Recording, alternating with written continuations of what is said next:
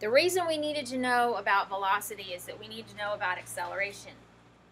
Acceleration is a rate of change in velocity. So it's how fast your speed and direction are changing. So now you're getting into a speed of a speed.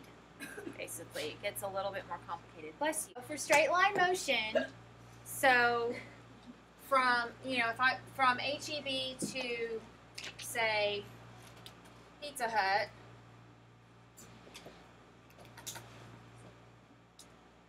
okay, your change in velocity over time is your acceleration. Okay, this is for straight line motion. This is kind of like average. Okay, so on our previous slide, remember we had average speed and instantaneous speed.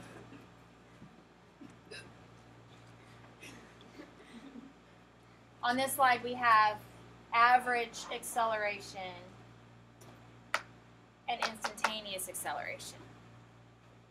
Okay, so if I started out at 0 miles an hour at HEB, and I was constantly accelerating so that here I'm going 32 miles an hour, then my total acceleration, or my average acceleration, would be 32 miles per hour south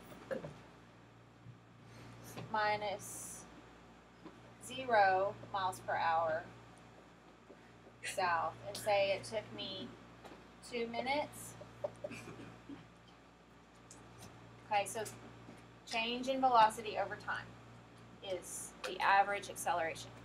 Okay, but for instantaneous acceleration, again, it's just like the instantaneous speed. It's the change in velocity at a specific instant.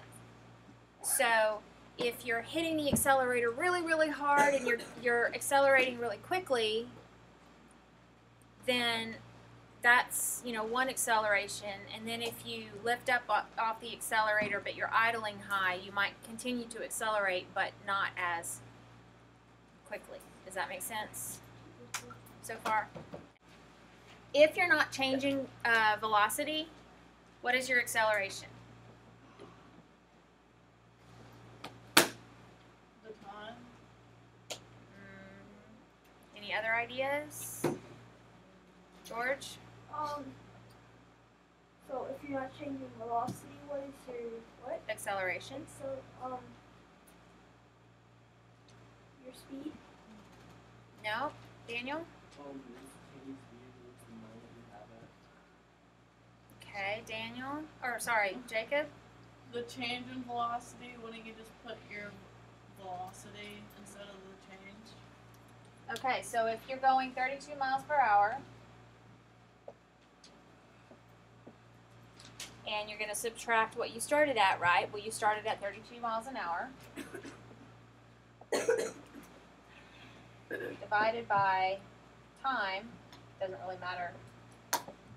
So if for 2 minutes I'm staying at a steady 32 miles per hour, what does this equal? 0. Very good. If you're not changing your velocity, which means if you're not changing your direction or your speed, then you don't have any acceleration. Make sense?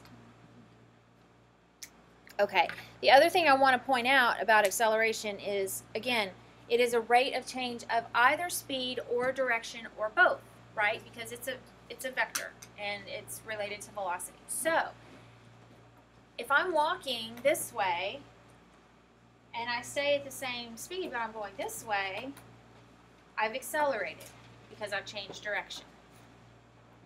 Likewise, if I am going at one speed and I hit the brakes, I have accelerated.